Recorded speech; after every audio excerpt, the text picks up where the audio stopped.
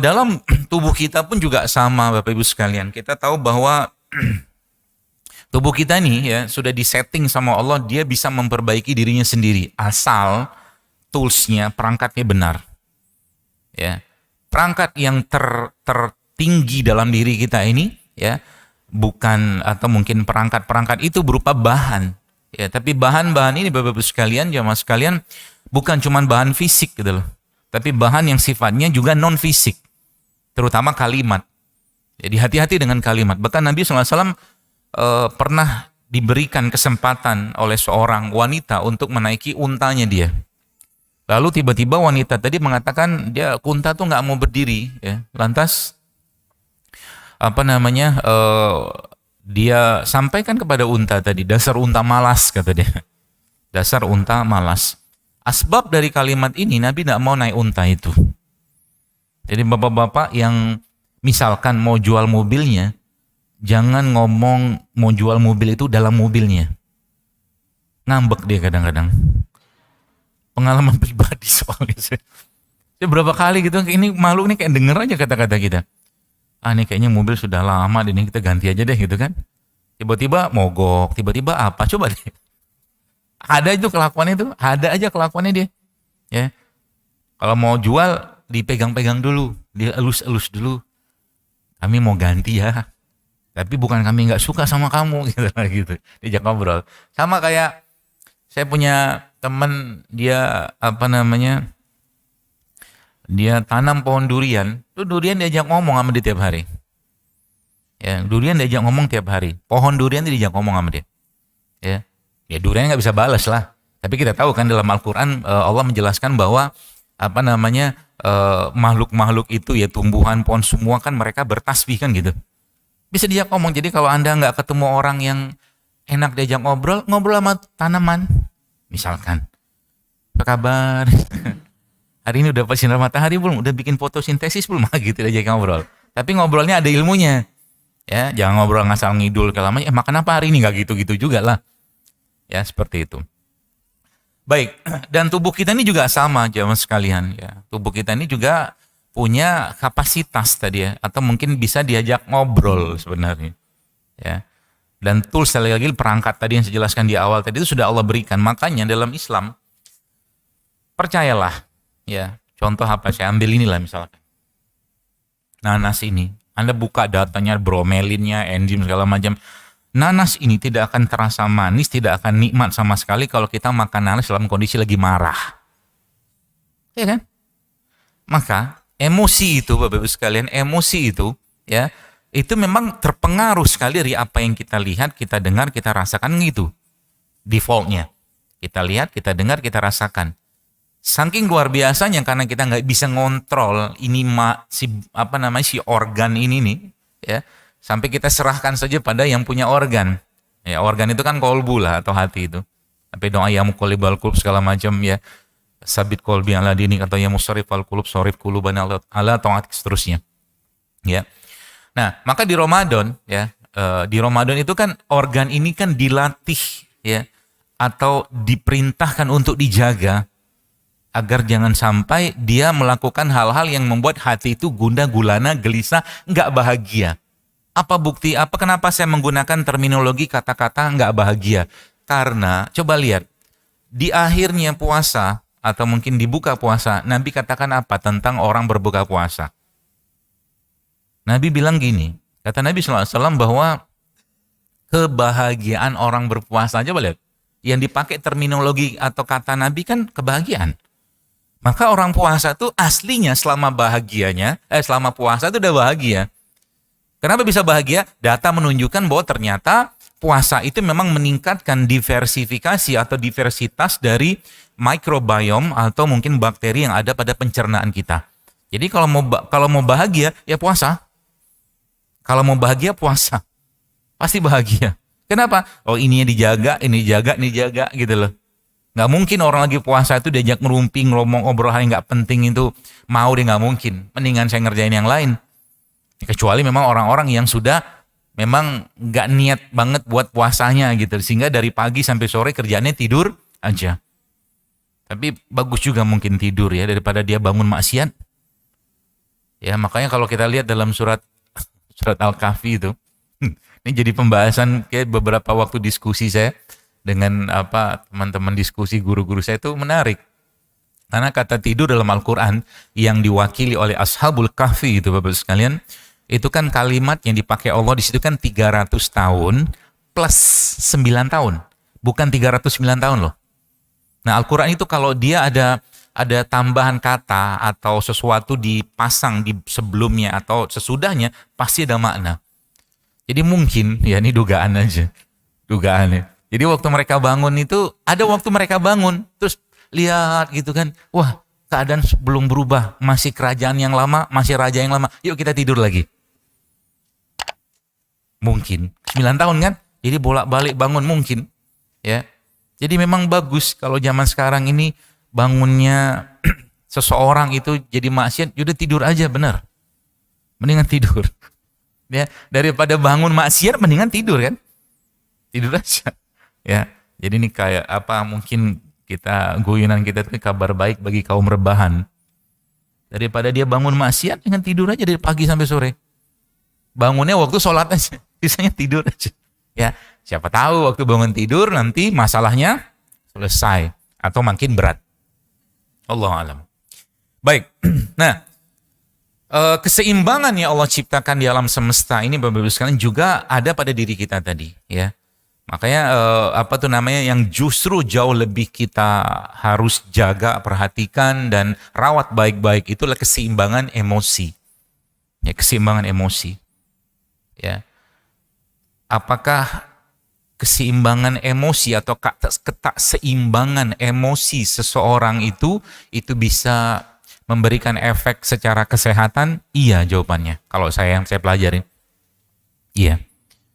Seseorang yang merasa dirinya rendah, seseorang yang merasa dirinya nggak berharga, seseorang yang merasa dirinya aku nih siapa gitu loh, man ana, itu bahaya, ya. Jadi nggak ada semacam perisai pelindung kepercayaan dirinya gitu loh.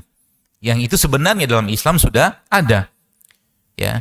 Kalau ada orang ngomong tentang kita, misalkan ya, itu dalam Al-Quran Allah jelaskan faiza khotabahumul jahilun kata Allah. Jika orang-orang bodoh itu ngomong sama kita, sama Anda, qaulu salama, salam perdamaian. Ente mau ngomong apa, terserah. Ada urusan sama kita. Kenapa? Ilmunya ada di situ.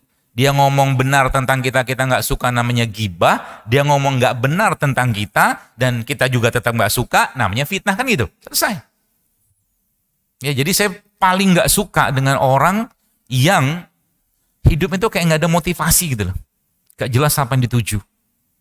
Ya, makanya kemarin ada satu tulisan saya tuliskan, kalau kita mau pikir besar tentang sesuatu, tentang orang lain, tentang umat, maka selesaikan dengan diri kita terlebih dahulu. Selesain dulu. Emosinya terjaga, Bapak sekalian, nggak bisa. Ibu-ibu, mungkin bapak-bapak sekalian yang nganterin anaknya ke pondok pesantren misalkan, dititipkan di pondok tersebut, lalu 3 bulan, 6 bulan, tiba-tiba ngomel sama gurunya, sama ustadz. Ini kenapa anak saya begini. Kalau ustadznya benar, paham, maka dia akan katakan, lah sama ibu sekian tahun ini kan hasilnya. Ngarepin 3 bulan, 6 bulan langsung berubah, mustahil. Jadi anak itu, jadi kalau kita bicara tentang pendidikan katakanlah, pendidikan anak gitu kan, yang justru malah harus dididik, ya, bukan anaknya, tapi orang tuanya. Saya dapat tulisan dari seorang teman ya, sahabat saya gitu, dia katakan, Abi, saya sudah selesai hafalannya 30 juz, Abi kapan? Kan keren kan? Kan orang tua zaman sekarang kan kadang-kadang main taruh aja anaknya ke pondok. Dia nggak ada effort sama sekali, nggak ada teladan akhirnya kan. Jadi akhirnya orang tua itu hanya jadi tukang cari uang untuk keluarga. Nggak ada teladan at all. Mana ada kayak begitu hukumnya. Ya, apalagi nanti akhirnya perjalanan itu kalau kita buka lagi koper-koper dari masa atau zona pengasuhan kita atau inner child zaman sekarang, itu lebih gila lagi hasilnya. Gila, saya katakan mengerikan. Ya, penyakit-penyakit yang diderita oleh banyak orang-orang zaman sekarang itu, khususnya mungkin kalau kita bicara wanita, itu tidak lepas dari masa pengasuhannya dia. Itu salah satu yang sering atau mungkin beberapa waktu belakangan ini saya coba dalamin gitu kan. Contoh. Ada beberapa waktu lalu lah seorang ibu-ibu lah, dia konsul ke saya. Dia bawa anaknya. Anaknya umur mungkin 8-9 bulan mungkin kayaknya sih. Masih bayi, masih kecil banget. Konsul nggak sengaja. Waktu itu memang saya lagi datang ke kafe, ya, kafe JSR gitu kan. Lalu dia duduk situ sama beberapa kayaknya pembantunya atau apalah gitu kan. Terus akhirnya panggil saya, "Dok, mau konsul, mau tanya." Oke, saya bilang, "Kenapa?" "Anak saya sakit leukemia." Umur segitu coba.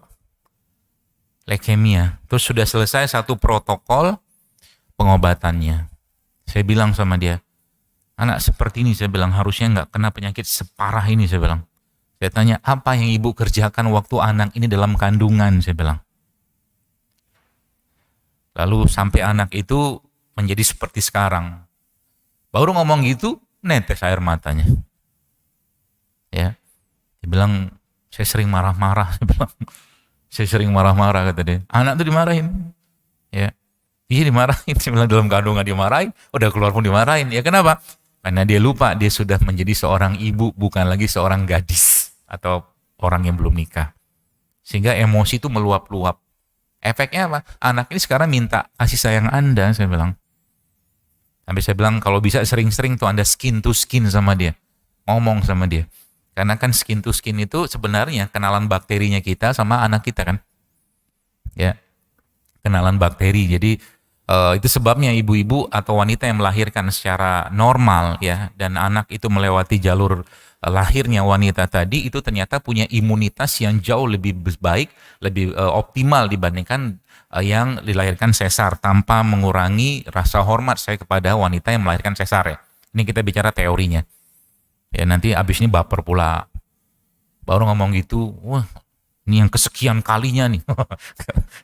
Udahlah, jangan hal remeh-temeh, receh-receh itu jadi masalah buat kita, selesai lah itu. Ya. Masalah sedikit sudah baper, naik emosi. Ini apa mau hidup kayak begitu? Kapan mau mikirin umat? Kapan mau mikirin masalah umat kalau kita begitu gitu loh. Anak pecahin misalkan piring gelas macam, alhamdulillah anakku sudah mulai kreatif. Bilang aja gitu. Ya kan, daripada kita susah hati.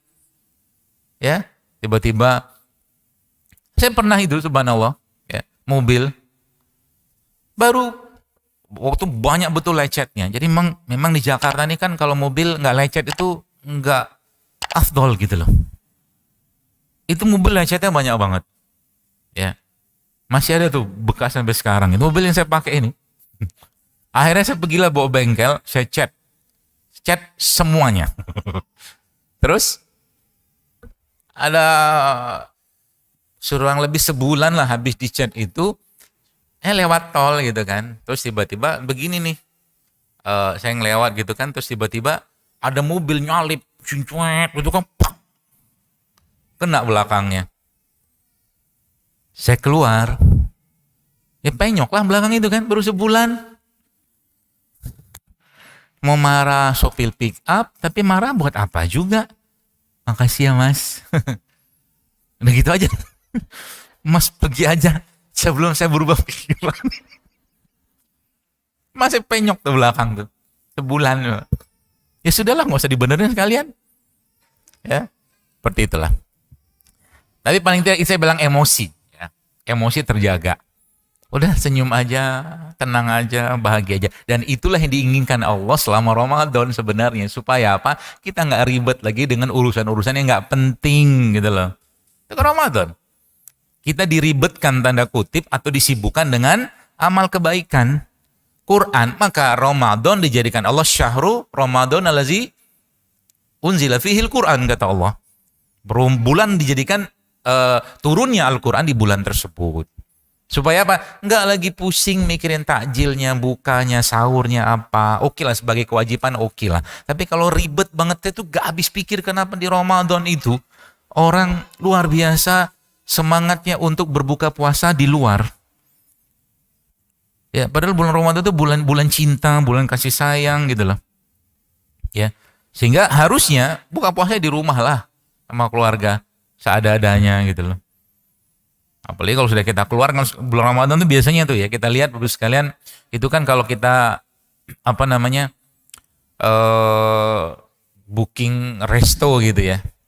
Itu nggak dapet biasanya di hari-hari pekan pertama tuh nggak dapet. Biasanya tuh udah pekan kedua bahkan sampai habis mau deket Ramadan gitu ya. Baru habis. Ini apa kayak begini menurut saya gitu loh. Masih ribut dan sibuk dengan urusan makanan. Padahal yang justru malah kita harus mulai perhatikan di bulan itu adalah bagaimana hati kita terdidik, terjaga, terlatih sehingga mulai hilang tuh toksin-toksin hatinya. Karena toksin hati itu jauh lebih powerful daripada toksin yang berasal dari benda fisik. Serius. Ya. Saya beberapa waktu belakangan ini emang ngelihat ini kok sekarang banyak banget kista, tumor, apa segala macam gitu kan, khususnya di kalangan perempuan. Ya, kenapa perempuan itu menjadi sosok yang sering dibahas atau mungkin jadi perhatian dalam konteks kesehatan? Karena urutan anak saja itu ada efeknya secara kesehatan. Coba Bapak Ibu lihat, ya ini contohan. Ini bukan ilmu yang ada di dunia modern, tapi ini saya dimensi lain dari keilmuan yang tentang kenapa seseorang itu dinikahkan atau dikawinkan Allah, ya dinikahkan Allah dengan pasangannya, ya. Jadi orang yang kawinnya nikahnya karena cinta, karena sayang sama orang yang nikahnya karena dijodohin, itu beda pola penyakitnya. Ada hubungan nggak? Ada, dari apa yang saya pelajari dan saya lihat dengan mata kepala saya sendiri. Jadi kalau sama-sama penyakitnya diabetes, tanya. Itu dulu waktu nikahnya dijodohin atau nikahnya karena cinta. Kalau nikahnya dijodohin, ya biasanya mereka tuh cenderung punya pola kesamaan yang sama. Nggak ada yang nggak ada stoppernya, satu melaju aja terus. Tapi kalau yang dia nikahnya dijodohin atau saling cinta, itu satunya stopper, satunya bablas. Apa maksudnya? Contoh begini nih, dalam bidang kesehatan. Kalau seandainya dia saling cinta ya, maka bisa jadi sang suaminya gila tepung. Gila itu maksudnya suka banget dengan tepung, karbo, olahan segala macam. Istrinya nggak suka makan. Itu bisa begitu. Jadi kalau biasanya penyakitnya sama suami istri, itu biasanya tidak mutlak. Itu dijodohin. Ya. Jadi makanya harus jadi satunya penyeimbang, satunya yang bablas. Pokoknya nggak bisa direm gitu kan, satunya tukang rem. Ya. Biasanya kayak begitu. Kalau secara penyakit, ini belum cerita lagi tentang anak keberapa, anak pertama kah, anak kedua kah, anak ketiga kah. Kenapa Anda anak keberapa, kenapa nikah sama suami atau bapak ibu, bapak yang nikah sama istri, itu anak keberapa. Itu ada hubungan cerita kesehatannya ada. Ada. Menarik memang kalau dibahas ya, dan itu bisa dilihat ya dalam diri kita itu atau mungkin dalam seseorang itu bisa diketahui itu masalahnya apa sebenarnya. Ya, seperti itu. Nah, kembali ke tentang puasa atau Ramadan tadi ya. Ya sebenarnya yang Allah inginkan adalah justru malah bagaimana nutrisi atau hati kita, toksin hati, sampah emosi segala macam itu di Ramadan itu dibersihkan.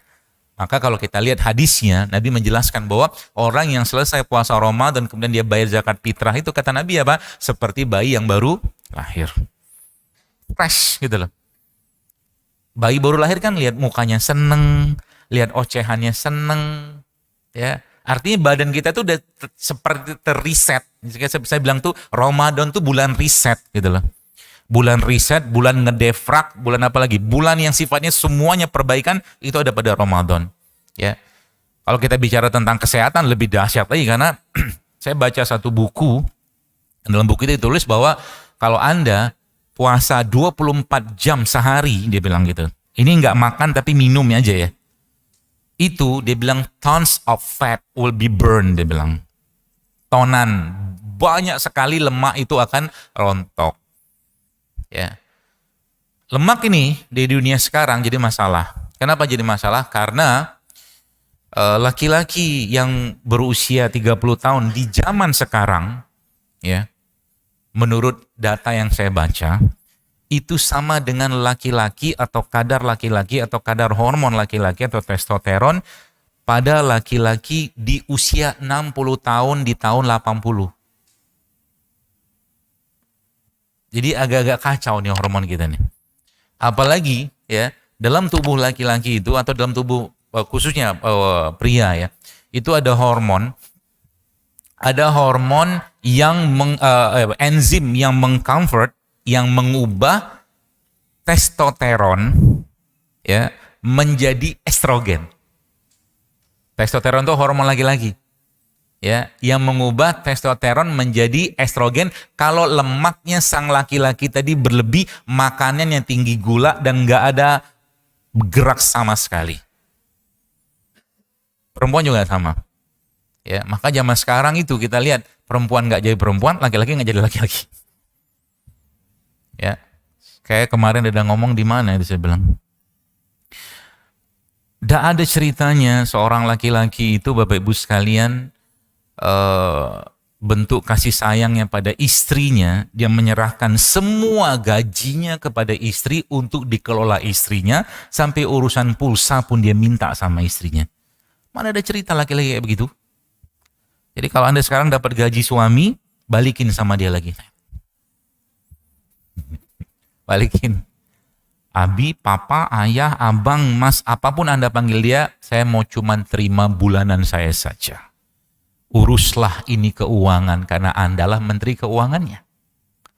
Kasih dia peluang untuk itu, untuk menjadi seorang laki-laki. Itu sebabnya dalam Al-Quran, laki-laki itu disebutkan dua termin kata. Yang pertama, zukuroh.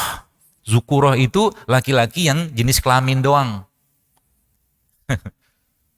jenis kelamin laki-laki. Tapi lihat, rijal atau rujulah itu dalam Al-Quran Allah pakai untuk sesuatu yang membutuhkan effort, sebagai dia seorang laki-laki yang punya pride. Kalau bahasa Quran bukan pride tapi qawamah. Maka kata-kata yang atau ayat yang sering kita baca atau kita dengar, ar-rijal qawam 'alan nisa. Laki-laki, rujul kan, rijal, laki-laki. Itu dia qawam. Qawam itu bukan pemimpin. Bukan. Ya, qawam itu bukan pemimpin. Dia lebih dari sosok pemimpin. Kalau pemimpin itu kan sosoknya. Qawam itu apa? Dia inisiator, ya eksekutor, ya pemimpin, iya dia gurunya, semua yang ngurus. Begitu. Ya. Jadi itunya intermezzonya. Nah, kembali ke tadi ke puasa tadi.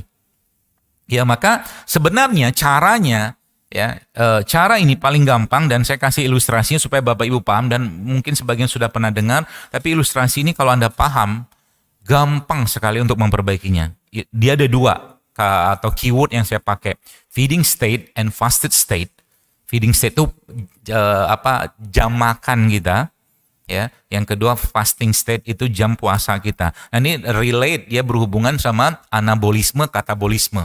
Ya, nanti saya jelaskan. Dan apa saja yang harus Anda makan selama puasa tadi, di samping tadi Bapak Ibu sekalian hal-hal yang bersifat ruhiyah tentunya. Ya, khususnya waktu Ramadan. Coba sekarang mulai dipikirin kira-kira kebaikan apa yang sedang Anda atau sudah Anda persiapkan untuk Ramadan nanti. Yang kebaikan itu belum pernah Anda kerjakan sebelumnya. Tentunya tidak menyalahi sunnah ya tentunya. Ya, perlu dipikirin tuh. Contoh mungkin ada warteg-warteg yang memang menyediakan makan berbuka puasa, Anda booking selama sebulan. Misal, kan bisa. Itu bikin bahagia kayak begitu tuh. Ya, bikin bahagia. Makanya coba lihat, kalau kita, mohon maaf, ada rezeki, misalkan kita sedekah pada orang-orang pinggir jalan gitu kan. Ya, 10.000, 5.000, 20.000, doanya nggak banyak. Matur suwun, terima kasih, syukron, apalah gitu kan. Tapi coba Anda kasih beberapa lembaran uang-uang yang 100.000 itu kepada itu, doanya banyak itu. Mugi, moga-moga banyak doanya. Jadi malaikat itu, ini agak beda sedikit ini dia bilang. Begitulah. Ya. Nah, jadi tadi feeding state dan fasting state. Nah, ini kalau Anda praktekkan di Ramadan, Anda akan tahu apa yang harus Anda makan selama Ramadan. Oke. Di Jepang, Bapak sekalian, ada namanya petugas pengatur penumpang. Oke. Kereta KRL di Jepang itu pagi-pagi, kalau Anda di YouTube atau mungkin di internet Anda bisa lihat itu. Ya, pagi-pagi itu ada petugas pengatur penumpang. Petugas pengatur penumpang ini fungsinya ngapain? Dia berdiri di depan pintu kereta. Kerjaannya dia ngedorongin orang sebanyak-banyaknya bisa masuk ke dalam kereta. Kalau sudah masuk, tutup pintu. Itu kerjaannya dia. Petugas pengatur penumpang. Nah, pertanyaannya, petugas ini kan suatu hari kelak pasti akan letih. Gitu loh. Jawabannya pasti iya. Pertanyaan lagi, bagaimana caranya supaya petugasnya istirahat? Caranya gimana? Ide gilanya apa? Bukan ide gila sih, ide konyol-konyolnya apa? Kalau bisa jawab, saya kasih hadiah. Apa? Pura-pura mikir. Saya tuh biasanya begini tuh sering bilang begini. Kalau ada orang misalnya kalau yang biasanya yang soleh-soleha banget gitu ya. Dia ditanya apapun jawabannya wallahu a'lam. Bagus sih kalau itu dipraktekkan dalam ujian. Ya, kalau ada 50 jawaban, 50 soal, wallahu a'lam. Hanya Allah dan Rasul yang tahu. Caranya apa? Cara agak-agak ada gila-gilanya lah gitu. Matiin listrik di gardu. Nggak jalan kan keretanya kan? Kereta nggak jalan, petugas istirahat, penumpang nggak ada yang masuk kan gitu kan? Matiin listrik di gardu. Ya, atau kasih cuti itu si petugas. Atau penumpang dibatasin masuknya. Kan gitu. Nah, ilustrasi ini, ilustrasi mahal sebenarnya kalau Anda paham. Petugas itu insulin, hormon, ya. Penumpang itu gula. Ya, kereta itu sel dalam tubuh kita. Jadi insulin itu Bapak Ibu sekalian fungsinya adalah mendorong memasukkan gula dari dalam darah ke dalam sel. Itu fungsi insulin. Sampai sini jelas ya? Itu fungsi insulin. Saya mau tanya, ini kuis sedikit. Kalau yang memasukkan gula ke dalam sel namanya insulin, kalau yang mengeluarkan gula dari dalam sel namanya apa? Gampang jawabannya, udah kasih tahu tadi. Wallahu a'lam kan?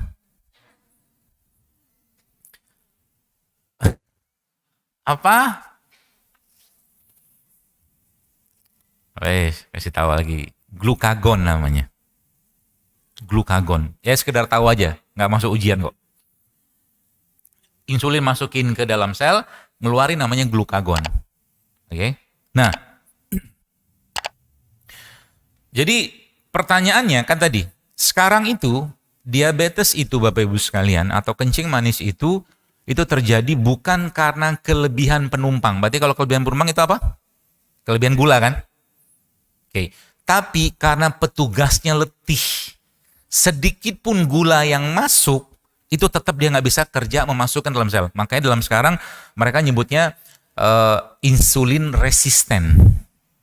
Jadi si insulin itu sudah serah lah gitu loh. Seperti itu. Dia udah sensitif. Ya. Nah, nanti ada hubungan apa itu dengan puasa sebenarnya? Ya, sehingga nanti kita tahu apa yang harus kita makan. Jadi prinsipnya apa? Berarti caranya supaya petugas ini tidak tidak keletihan, maka tadi kurangi penumpang yang masuk. Pilihan yang paling mudah. Kurangi penumpang yang masuk. Artinya apa? Kalau Anda mau insulinnya sensitif saat Ramadan, jangan banyak asupan gula olahan atau karbohidrat olahan yang masuk dalam tubuh Anda. Petugasnya nanti akan naik. Sensitifnya dia akan naik. Resisten dia akan berkurang petugas tadi. Kurangi. Jadi kalau dalam satu piring kita itu ya lebih dominan nanti adalah sayur sama protein. Karbonya boleh tapi jangan banyak-banyak, itu contohnya. Ya. Ini kan jebakan Batman sebenarnya ketika Ramadan. Coba lihat, kita nggak makan gula pasir tapi minum minuman yang manisnya minta ampun isinya gula tok. Ketika Ramadan. Ya. Maka Nabi mengajarkan kepada kita untuk makan dengan gula yang sehat. Gula yang sehat kan itu kan kurma itu. Ya, itu gula yang sehat. Tapi nggak boleh berlebihan juga. Ya.